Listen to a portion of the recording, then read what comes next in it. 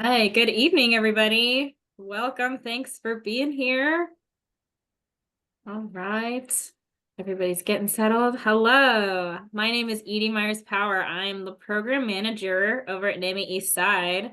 Thanks so much for being here tonight. This is our monthly educational forum sponsored by EvergreenHealth. We have the wonderful pleasure of hosting Jerry Blackburn and Marcel Waldman tonight. Jerry, I know from working with Empower Youth Network, which one of our wonderful partners over in the Snoqualmie Valley. And Marcel, I've been able to meet today through Jerry. She has founded this awesome thing called Feelings, which I'm sure she's super excited to tell you more about. And these two do a podcast called Parenting Upstream. And so I am gonna let them take the reins and introduce themselves, but we're super excited to have them tonight. And thanks everyone for joining us. Hand it over to you guys. Yeah. Thanks, Edie. That's awesome. Appreciate it. Yeah. So, hi everybody. My name is Jerry Blackburn, and I've had the opportunity to do this, the Evergreen Forum, probably 3 or 4 times over the last 5 or 6 years. It's always a pleasure to join and participate in the discussions and stuff. We're super excited, and I'm super excited to have my partner in prevention and social learning, social emotional learning here. Yeah, do you want to introduce yourself? Yes. Hi. I'm so glad to be here as well. Jerry and I have always so much to talk about. So when there was a bit of a proposal to come here tonight, I said absolutely, since we always have great conversations around really important topics. I have spent my time as a teacher for many, many years. I taught our youngest little learners in kindergarten and also some preschool, and was a preschool director, and then just had my own children, and then came about this idea of more hands-on tools and resources for children, whether at home, in our schools, or in our healthcare professions, and using hands-on tools to really support and grow in emotional intelligence skills. And that has really brought me into the realm of being able to come out, speak to parents, speak to community, speak to educators around matters around our children from all ages. So Jerry and I luckily crossed paths. Gosh, it's been quite a few years at this point. Yeah, it has. And yeah, so we are in the local Issaquah area. And so we crossed paths in a business meeting online one time, and we kind of figured out that we had a lot in common. And so here we are, bringing our parenting upstream live to you today or tonight. Yeah, Thank we've you. never done a live one, so we're excited to workshop it. So if it bombs, then just don't tell anyone. We'll just go back to recording it. Everything will be fine. Yeah, we're super excited to be here. Just as an introduction, my name is Jerry Blackburn. As Edie said, I work with the Empower Youth Network as the program director, and I have the opportunity to teach as an adjunct faculty member in the clinical mental health counseling program at Seattle U. So I get to work with counselors as they're developing their skills. And Marcel comes and joins me in classes when we talk about social emotional learning and everything. So yeah, we're thick as thieves, as they say, trying to get this work out in the community. So let us share our presentation. The topic that we're talking about today, I think we started generating this um, from community input and folks talking about the Surgeon General's recent advisory on social media use and mental health. And so, as good educators as we are, we started digging into the literature and finding out what folks are reading. And so we digested the advisory. I'll post a link to the advisory at the end for all of you so you can read through it. It's only about 28 pages. The Surgeon General's advisories are really cool because they create opportunities for us to explore content, but then solutions as well. And then Marcel was working on the anxious generation, which, if you haven't read that book, has been going around with educators and community members, and there it is right there, right? And so we put our forces together to kind of look at that, and create some community-based discussions around understanding the impact. And it was profound. Like, the learning was, um, uh, it really struck a chord when we started to look at the trajectories and the data. And so what I'm going to be looking at is healthy use survey data and some of the realities of what our teens are experiencing in the community. And then Marcel's going to talk a little bit about the content from the anxious generation and some of the takeaways from that. And hopefully that gives us a framework for creating some solutions as we go forward, and we can talk about those. Oh, so that's us and our little families. So cute. So what I did, if you're not familiar with the Healthy Use Survey, the Healthy Use Survey is data that's collected every 2 years from our 6th graders, 8th graders, 10th graders, and 12th graders. It's it's a longitudinal study, but it's not representative because it's not following individual students, but it's following populations. But we can use it to really productively look at trends over time, and then trying to find the qualitative connections, do some focus groups to find out what's generating this. And the information that we'll explore today really does an unbelievable job of fitting everything that we have been watching young people experience, right?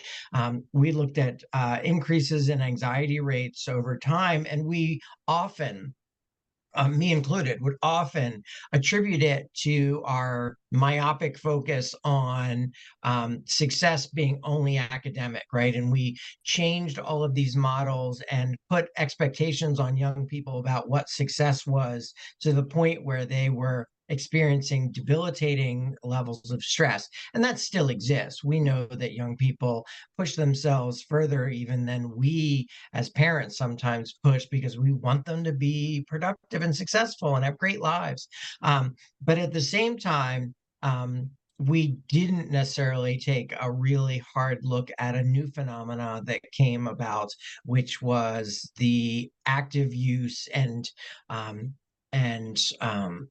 overwhelming access to social media and individual devices that has occurred over the last couple, 5, 6 years. So yeah, I'm going to kind of toggle through some of the data, and if we get to questions at the end, if you can just write them down, we can kind of jump back into slides and manage it that way. So the first thing that I wanted to take a look at, this is King County and state data specific to anxiety levels.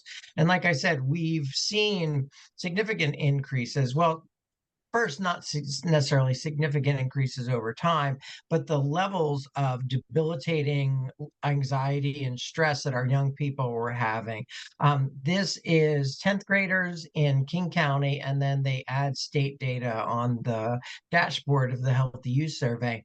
And you'll see from 2014, when they started asking the questions, we've had increases, but they're not coming up as statistically significant. But again, over 60%, up here close to 70% of our 10th graders reporting significant levels of anxiety.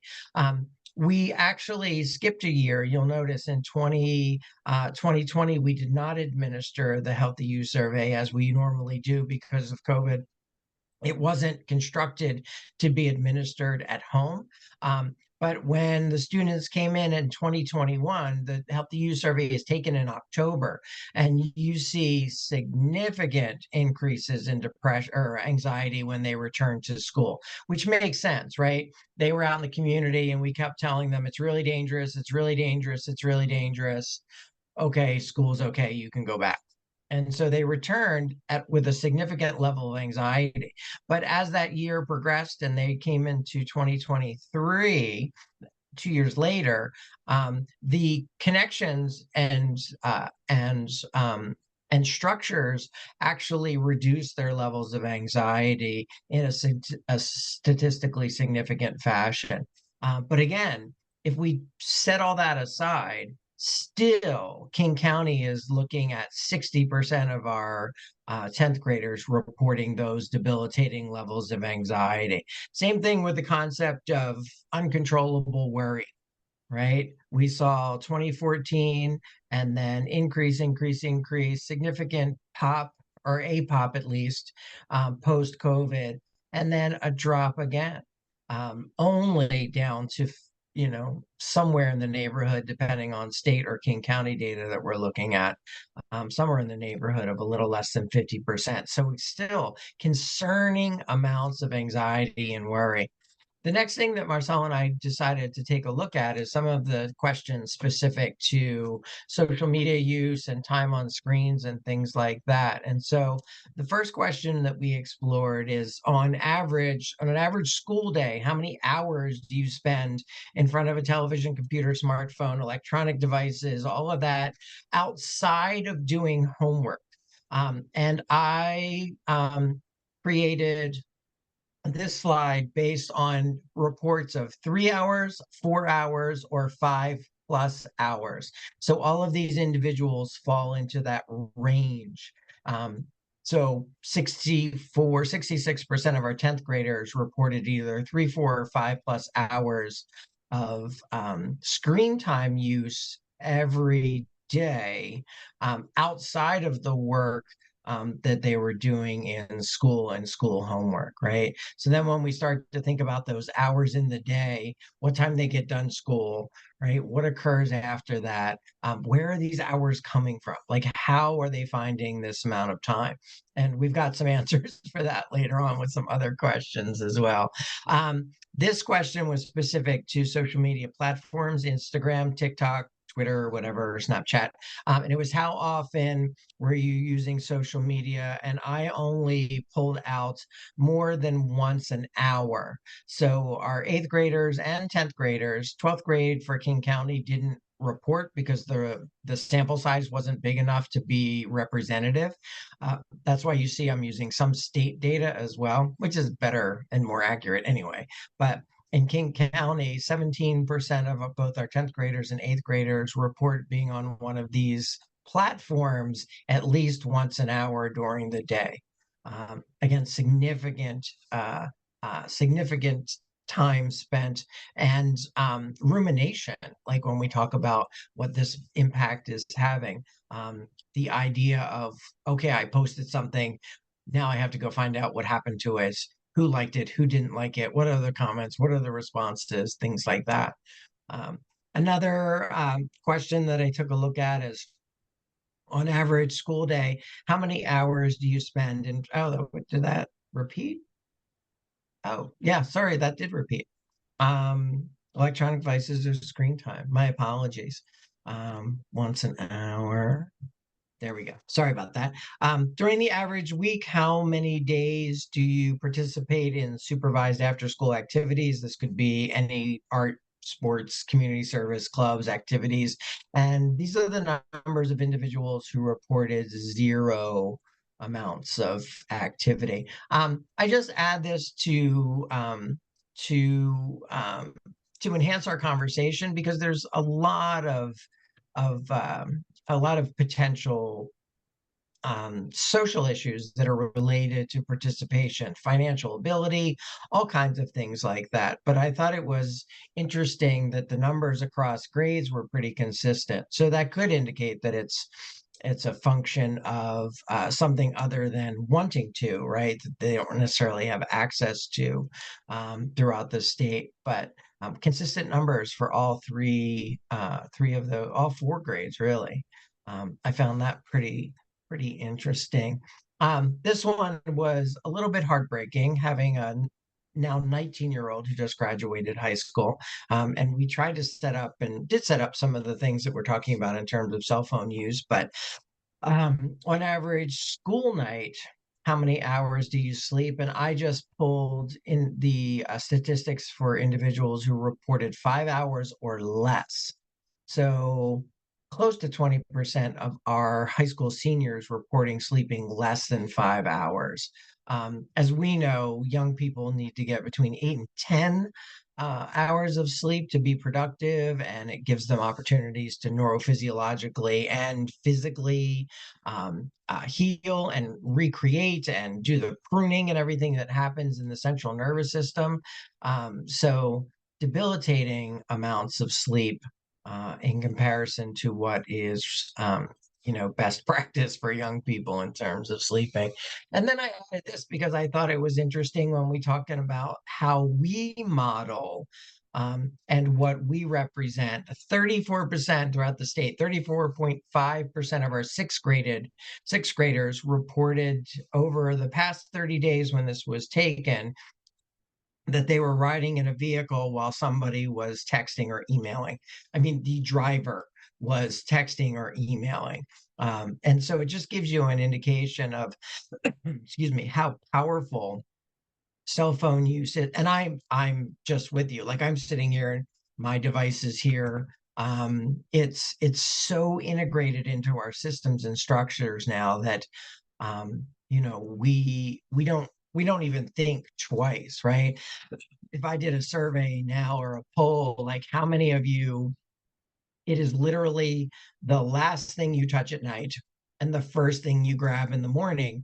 And I'm one of those people, right? It is my alarm, it is my white noise, it is communication if my kid is out at night. Like it's just with us.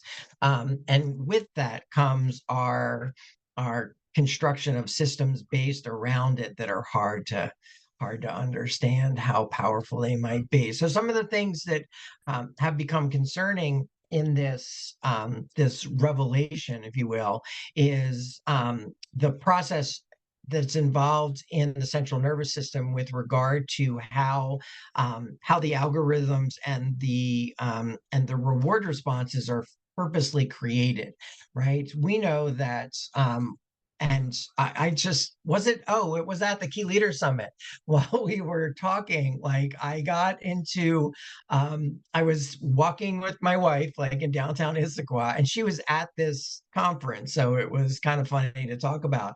And we were talking about this content on our walk.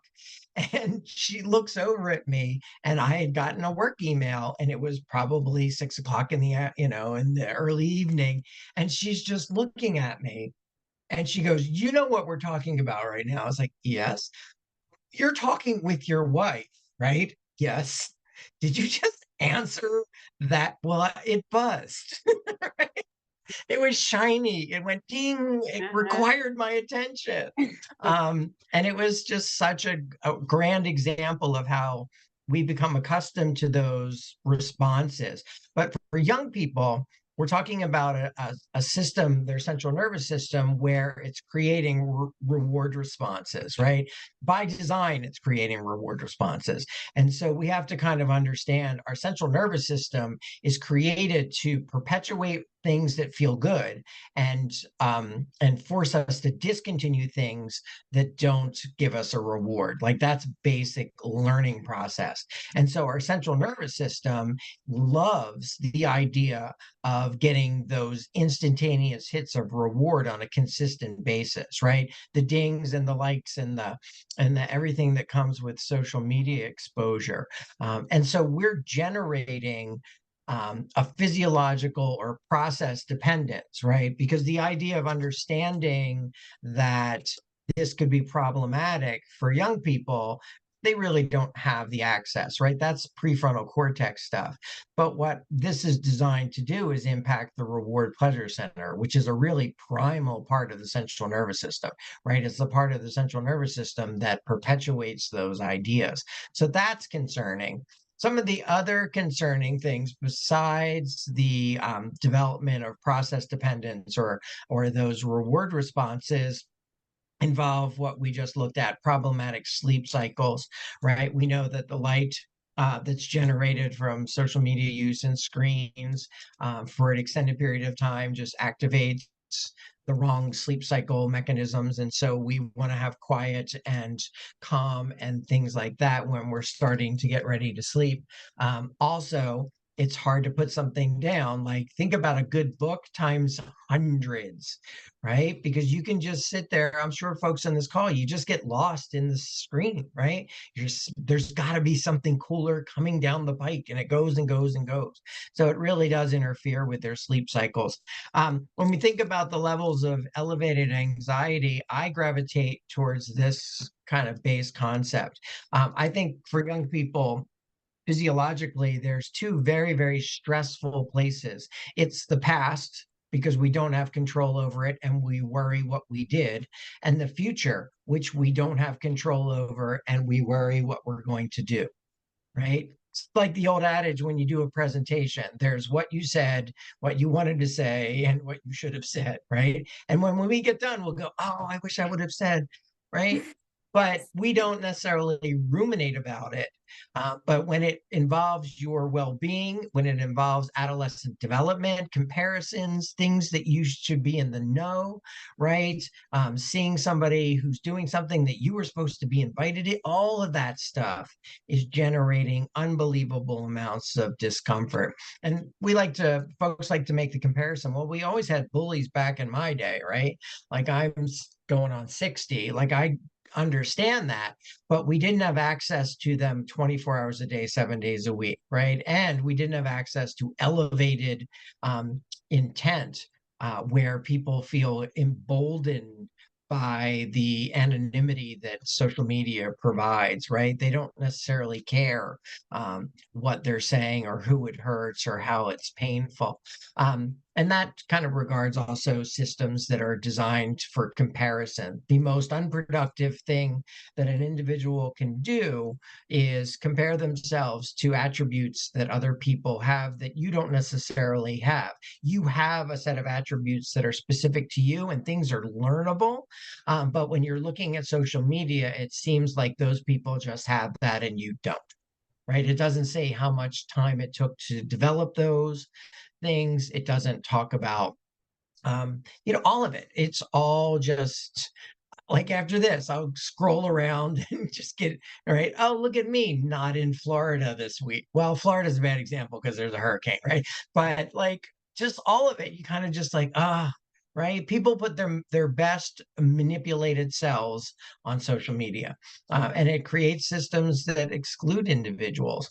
And then we'll add to the general conversation the idea of uh, uh, unproductive idea of multitasking and how our focus and attention is divided.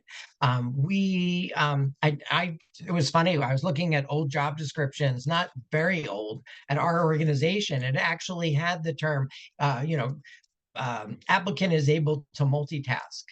And now we're like, oh my goodness, that's the most unproductive thing. We don't want anybody doing that. We want them to have really good focus on what they're doing and then toggle possibly to the next thing. So for young people, helping them understand what attention means, right? That it's not a 30-second blurb. We're actually altering how we market to young people because we don't believe that they can pay attention for those periods of time, right? Young people are never bored. They are never without something entertaining their brain, and it goes and goes and goes and goes. And getting back to a place where we're just allowing boredom is a wonderful thing. And all of us are going, love being bored, love to have that opportunity. But for young people, they don't see it like that. They see it as missing out. And so, how do we change that dynamic? And all of this is concerning, right? Because for young people, it is their developmental construction. Construction of the central nervous system is a physiological process. You're putting together neurological communication networks to allow you to do some things really well. And if it doesn't happen all the time, your brain prunes them away because you don't need them. And so our young people are being constructed with these devices 24 hours a day, 7 days a week, and the access to them and everything that comes with them.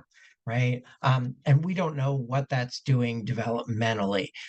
Now we're starting to see data come out to tell us what that is and what that might be. And Marcel's going to go into much more detail in terms of what some of those things are.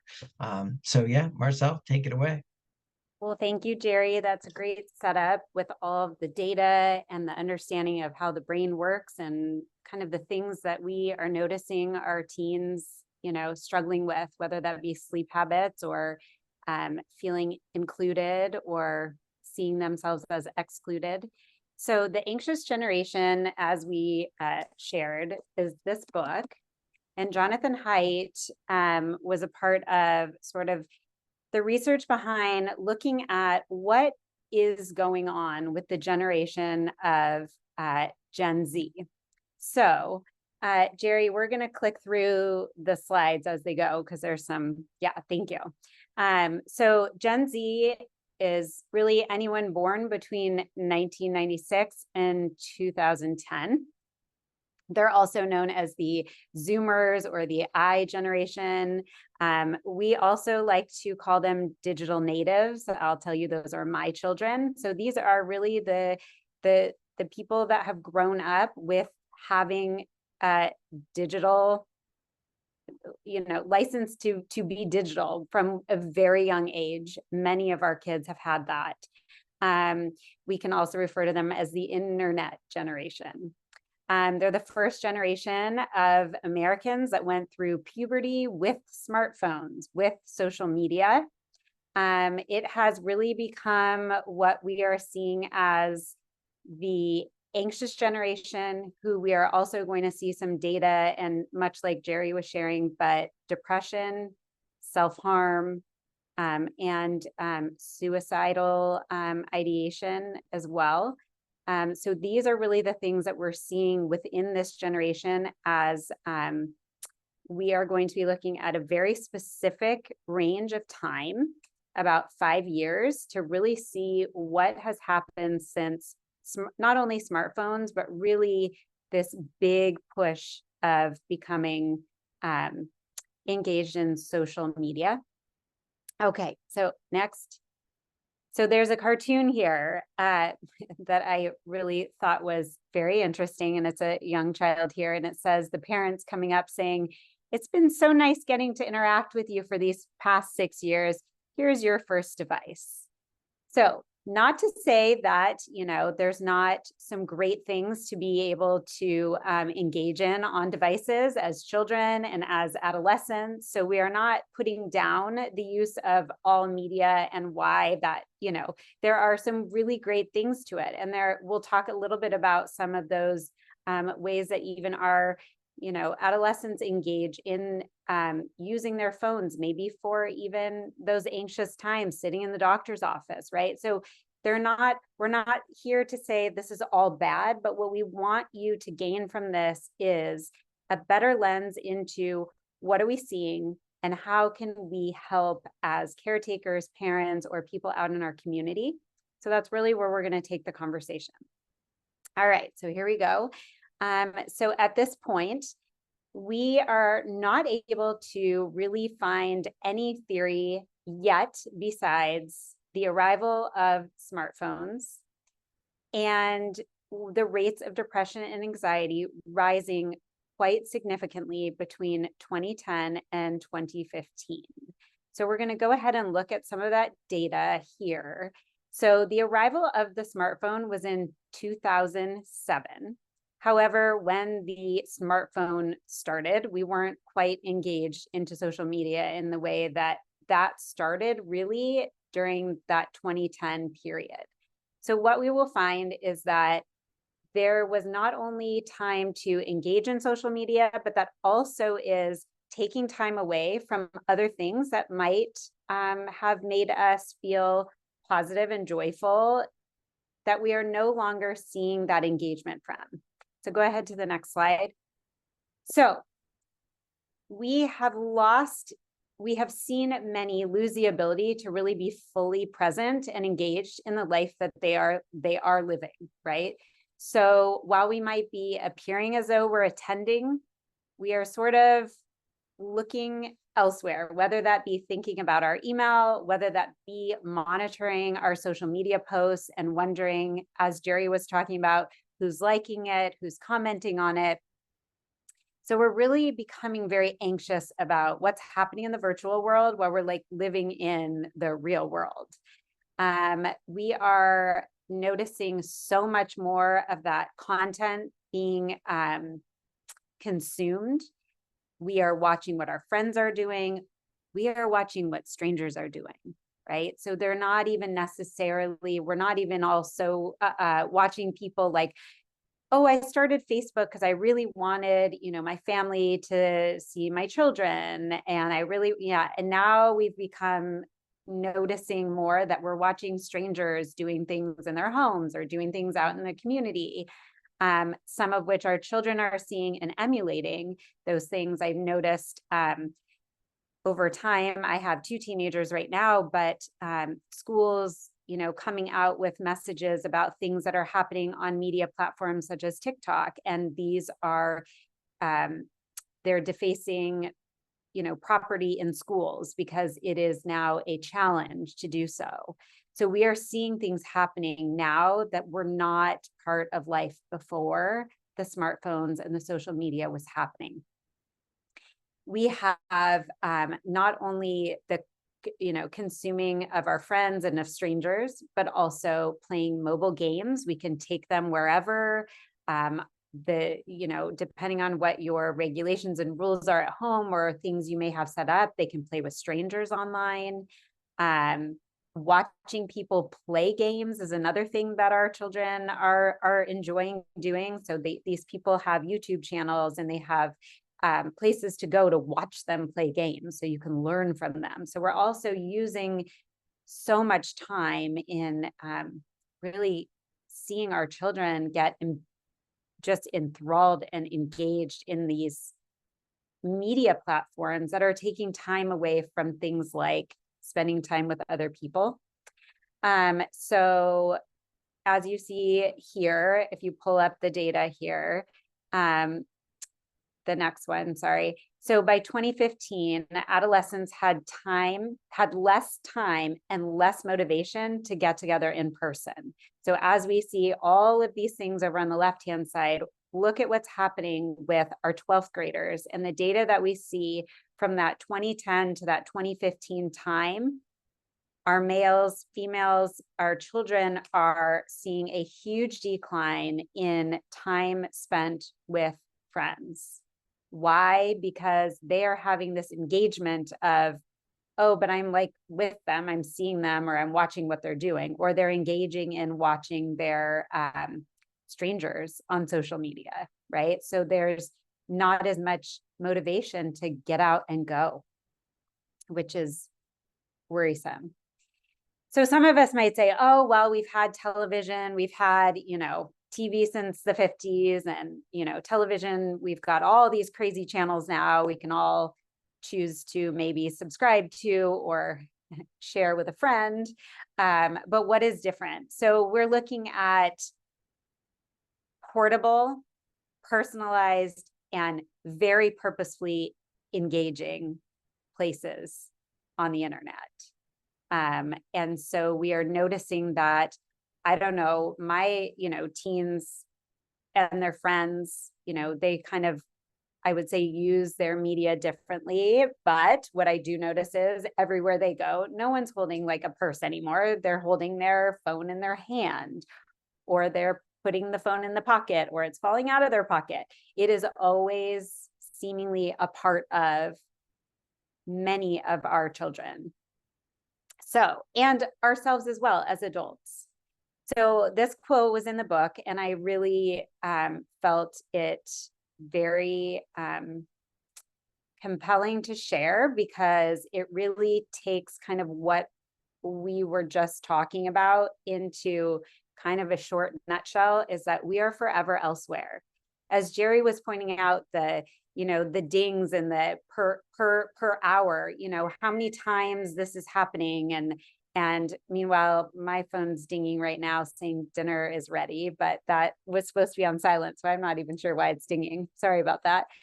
But we are forever elsewhere, right? So even though we may be, as Jerry was talking about, with a job, like focus, but also, are we really focused when we're thinking about whatever else? Is our child focused on studying for their test, or engaging in their homework when they're thinking about the post, or they're thinking about what their friend is sending, or they're thinking about the picture and are people liking it?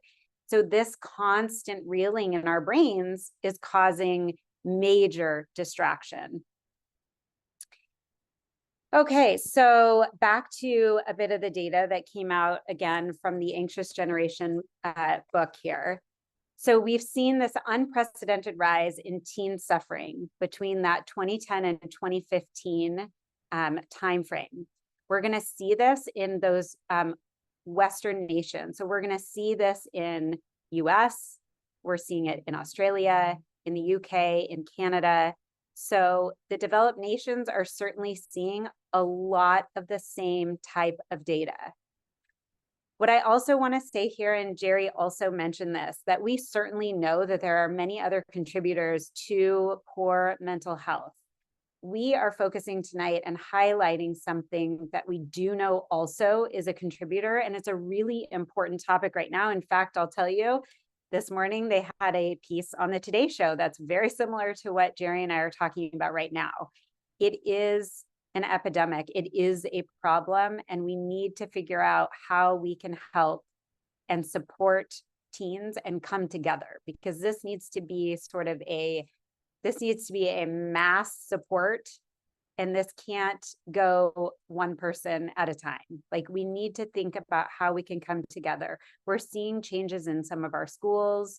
We're seeing bigger changes maybe in other districts around us, maybe not particularly in yours, but we're watching that. And as that is happening, I'm hoping that we see some of this data changing in a positive way. So you can see the increase here of major depression in the percent of US teens during that 2010 to 2015 time had a huge uptick, and even more as it continues on, as you can see the graph here in 2020. That is a significant increase.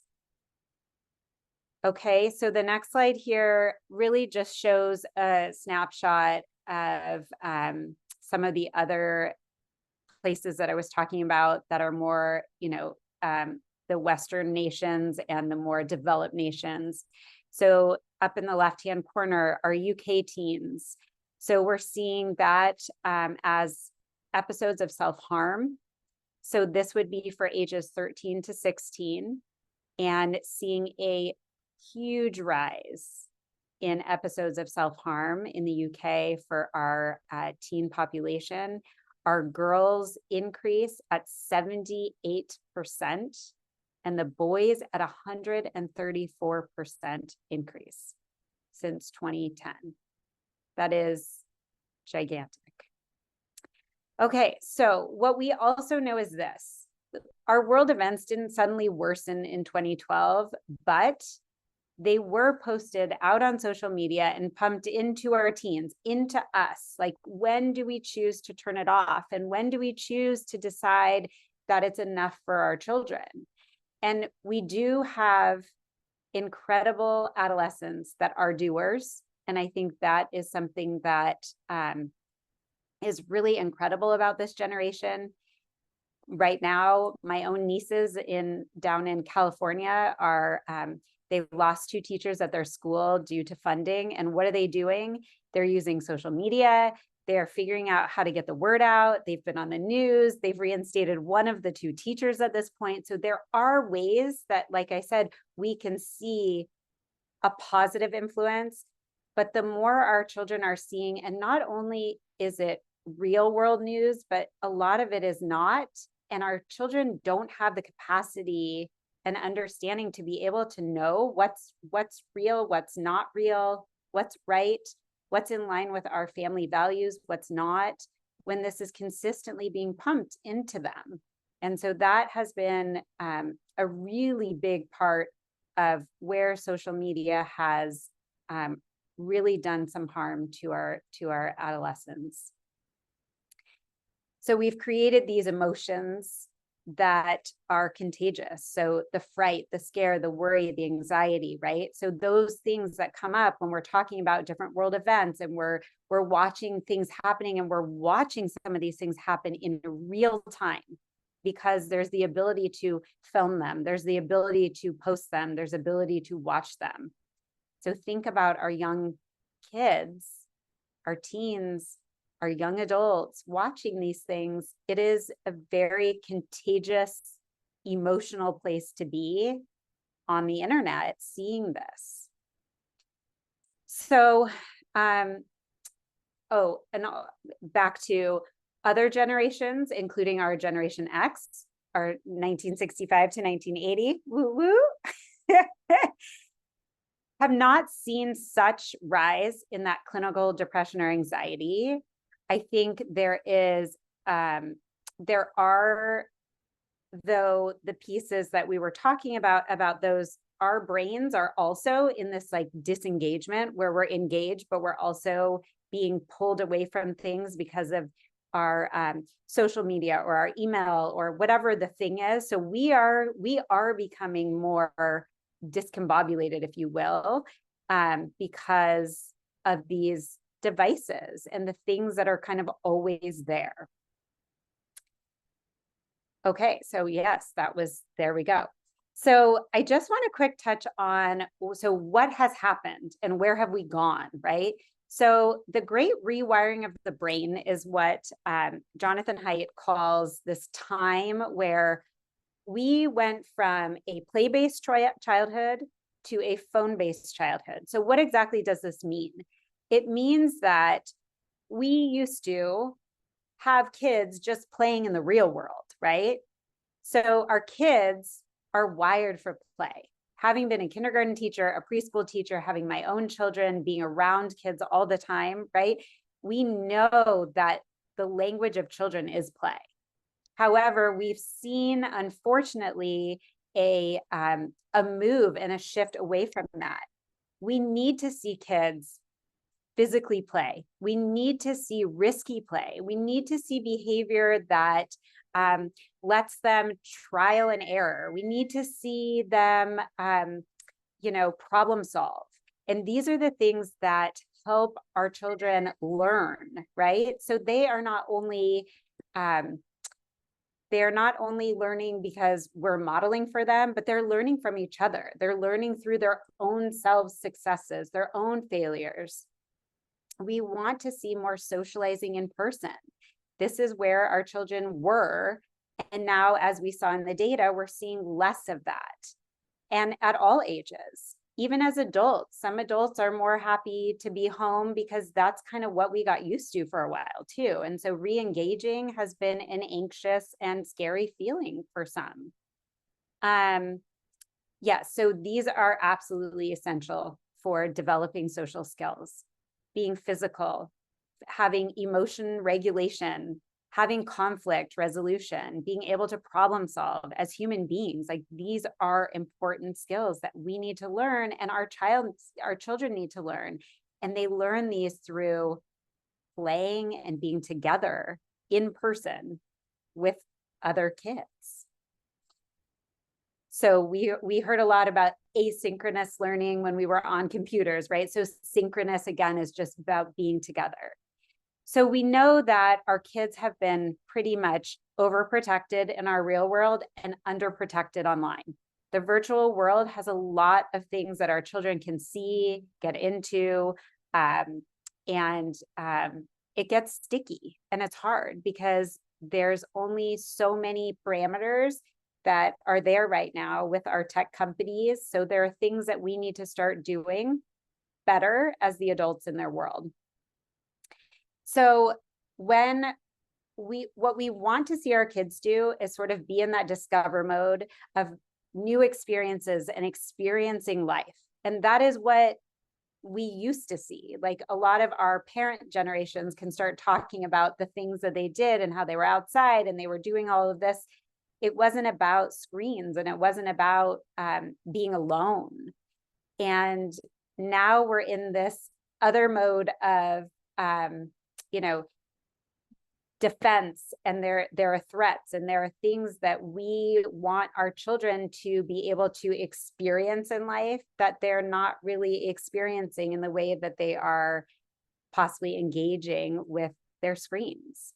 So what we need to do is remember that our children are really anti-fragile. That means that they are not born as these fragile creatures that should be fearful of, all the things. We need to let them climb the big toy and maybe fall down. We need to let them engage in things that might be difficult or they may fail. And that's okay. Those are huge learnings for our children.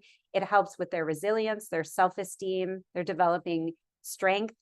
They're learning that setbacks are things that they can come out of, which is resilience. So we're going to look just at another quick data point here, and then we're going to talk about what can we do.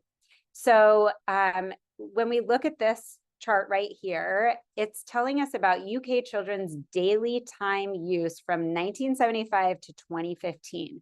And I would like you to see the significant drop in outdoor play and socializing outside of the home, and the significant rise that we're seeing in sports and homework time and screen-based activities.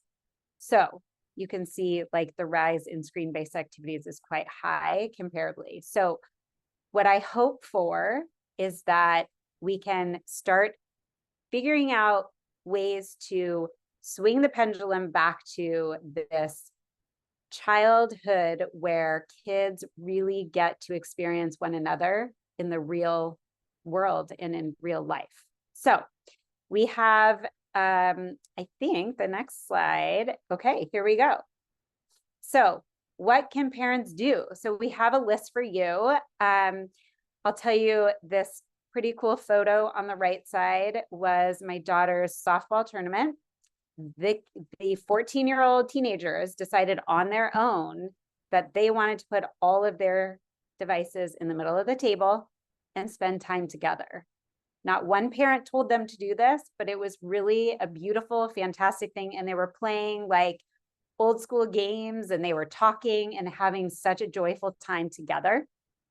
So what are some things we can do? Create family media plans. Are there places where media and phone time or screens are off limits? Are there times of the day that we can use them, and then times of the day that they're off and away, just like most of our schools are these days? Let's see, what else do we have on the list here? Okay, so tech-free zones, right? So I know I had my kids sign contracts about what the phone's for and what it's not for, and what we don't ask for and what we can have on our phones. And really, it's about when we're with people, we don't need to have them. We're with those people. We should be engaging with those people and fostering those relationships, friendships, siblings, parents. How many times have you driven by a bus stop and you'll see like 8 kids all together, but they're all on their phone interacting with somebody else outside of that little network, or not even interacting with individuals? And schools are finding this too with phone policies. When the bell rings, everyone pulled out their phone and the hallways are quiet as they walk to their next class. It's like not the environment that it should be, right? Yeah. And we, as the adults, also need to remember that we are the greatest models for the children in our lives that are around us, in our homes, in our communities, in our workplaces. So really be models, responsible use of media. What are our behaviors at our dinner tables? What are our behaviors when our kids walk in the door from school? Are we paying attention, or are we attending to those other things? So being models is very important. And that's what caught me off guard with the 6th graders reporting at 34% of individuals, like the car ride and the phone was more important than their child who's in the car with them. Like, it's debilitating. And I get it. Like, we are all connected. We are now a digital society. But yeah, they are watching how we manage that stuff. They always do. They're always watching, right?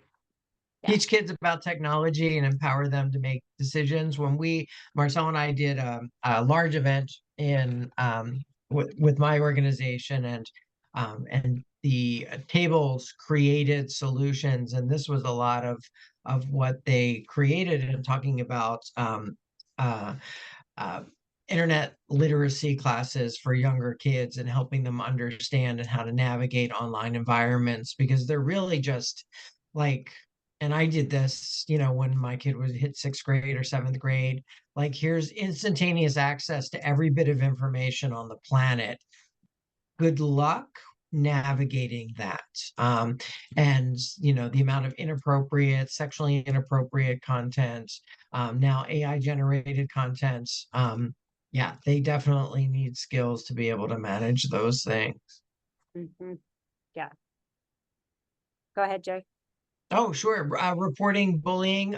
Most schools and school districts now have anonymous systems of reporting.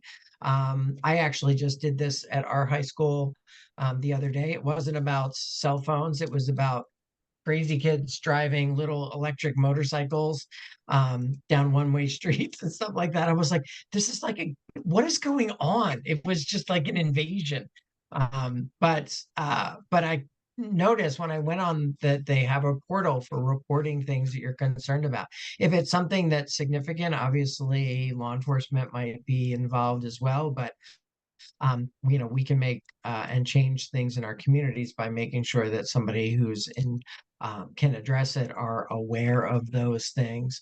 And this is probably one of the most robust. Marcel noted this already, and so we don't have to spend a lot of time on it. But the change that is going to occur needs to happen cumulatively, and it needs to be involving a large swath of us.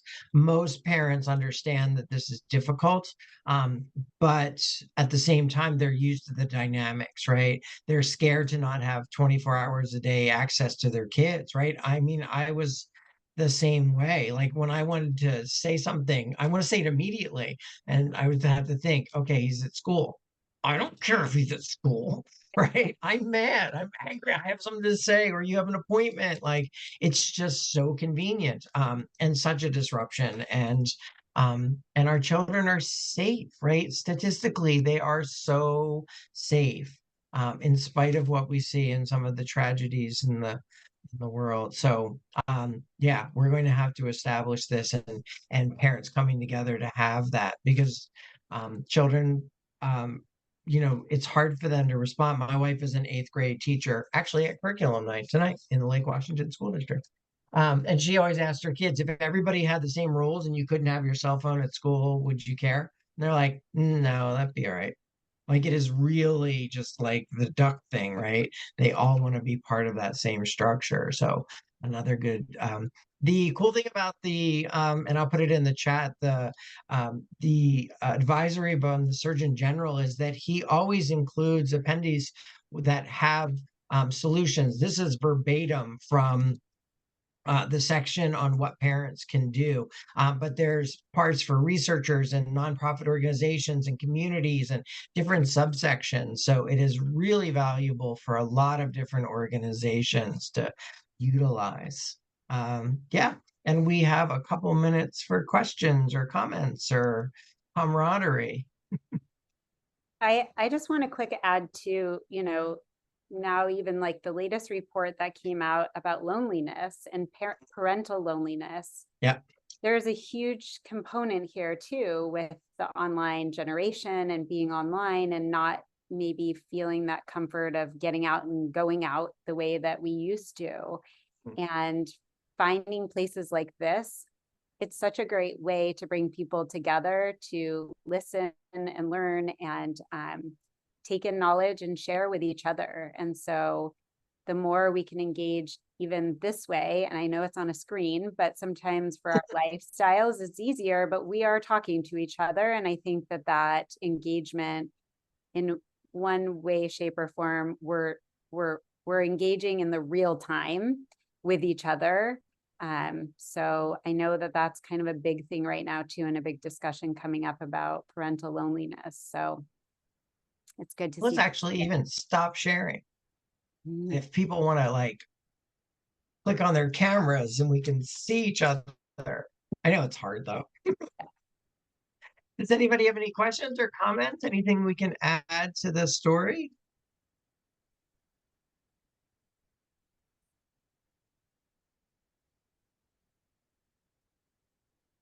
I mean, Jerry and I could keep talking, but We can keep talking for days, days and days and days.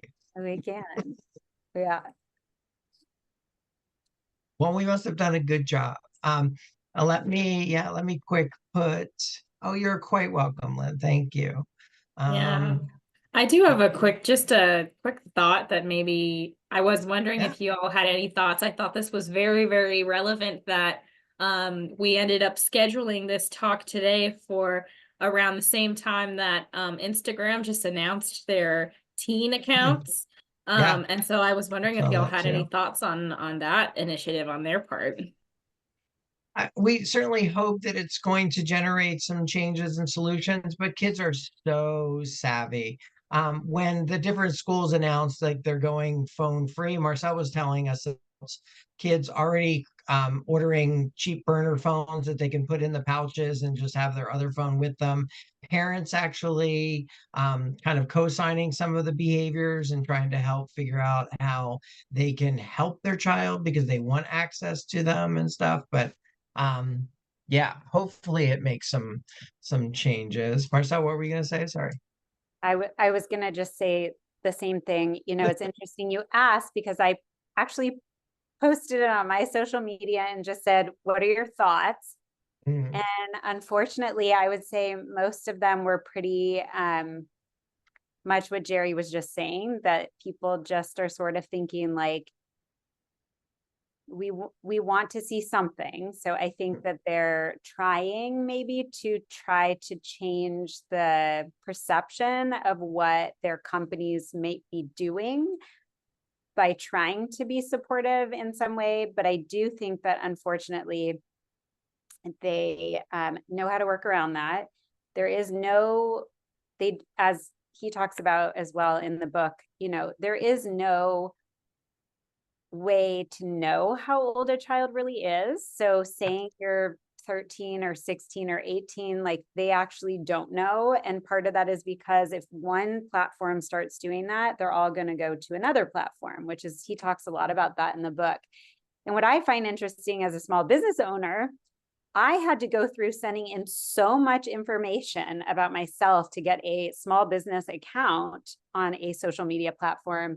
It was shocking to me. I had to have a face-to-face interview online. I had to send in very, you know, a lot of documents.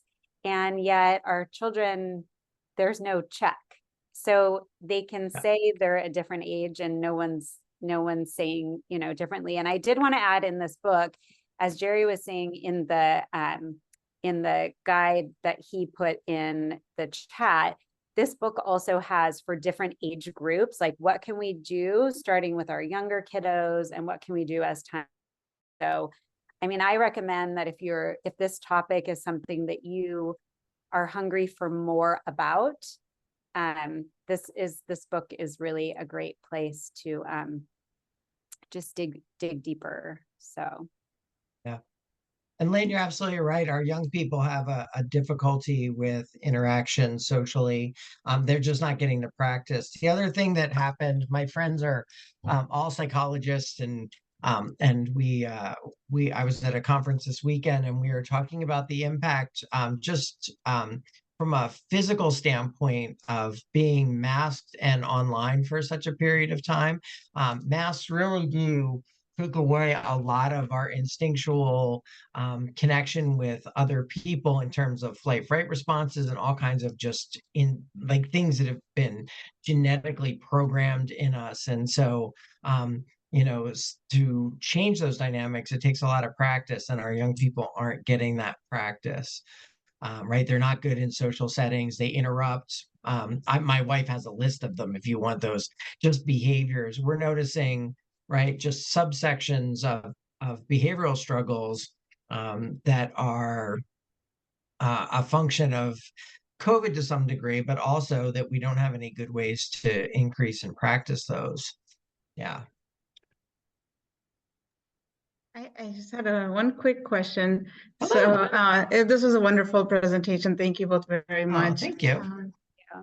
So my son is much younger than some of the like age ranges that we looked at today. So how do, like even at a younger age, like the desire to watch something all the time, Mhm. or when in the car, even there's like, Yeah. the minute we stop when we have a Tesla, it immediately wants to start like, navigating and figuring out what he wants to watch. So how do I like what's like a good approach to help curb that, or without making it more desirable by saying no all the time, Yeah. Having those boundaries and returning to some of the kind of the baseline things that we used to do as kids. But you're right, it's amazing the changes that has happened so rapidly. Like young kids in like the grocery cart when we go shopping, like so many kids are just, and when my 19-year-old was little, that was like the zoo, like that was an adventure. Like Fred Meyer is amazing for a kid that. So really getting back to a place where we're emphasizing and having those opportunities. But, if I'm going to be honest, it's easier as to use the devices when you're tired. Parenting is hard and you're tired and you're like, I'm You don't want so to play glad, I Spy and find the letters on the cars. so It's glad. fun if Yeah. you can get there and Yeah. get them engaged. I mean, those are, I would say, yes, Yeah. but we are tired. And Yeah. it is. It Yeah. is It's easier. hard. So we have to kind of return to some of those models where, we have the games and the books and everything just readily available, like the baskets and what can we do? How can we create adventures? Young people also need to be bored. Their central nervous system is not designed for this constant onslaught of visual stimuli. And so, I remember my mom saying that all the time. I'd say, I'm bored. Go play outside. Right. Like, but we've kind of, I'm fascinated in the academic literature. They actually now use the term free range parenting. But when we were kids, it was just called parenting. But we now categorize it differently, in terms of letting young people do exactly what Marcel said, was exploring their environments and being in circumstance where they have that social learning opportunity. And but it takes a different mindset and some more energy and stuff to create those. Marcel, any other ideas? Yeah, I mean, so what we started doing a long time ago was we would listen to these 5-minute podcasts that were really cool. They were kind of so we would put one on in the car. So we do like the 5-minute and then we'd all talk about like what we think is happening. So those were kind of neat because they were engaging us to talk about things while we were in the car or like I said, I Spy is always, a fun one, but just engaging them in other things. So then maybe the child then takes those things on without you at some point, which is great. Mhm. Like, oh, mom, I'm going to start finding all the ABCs while we're driving. And then you don't necessarily have to be the one also doing it, but it is a good time to engage with your kiddo when you're in the car, when you're Yeah. kind of not focused, hopefully on like your phone in the car. But yeah, so I think it's a good time to engage in other things. So making it more fun maybe might be a good way to kind of curb that from feeling like, no, we're not doing that. And when we're in the car, we don't, no more Yeah. watching the show. But And just getting that's what we do. those buzzwords into your vocabulary, like, now this is screen-free time, right? What should we do? What can we do? Right? Break out the Play-Doh, like all of those wonderful things that, again, we get it. It's hard, right? It's exhausting. And so by generating those, then when you are at that place where you're just about to break, right? It's like, okay, slap in a movie and Yeah. right. And rest a little bit. Yeah. I have a Lynn? question, or a comment really, and I don't know if this is something you've covered in your podcasts at all, but what are your feelings regarding schools, and phone use during classes? And that still happens. I think some teachers are trying for it not to happen, Mhm. but I don't know that there's any policies around it.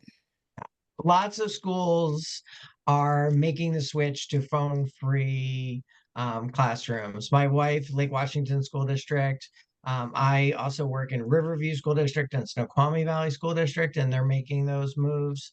Issaquah is trying at Issaquah Middle School, I think, to start. Mercer Island just went. The whole district went phone free.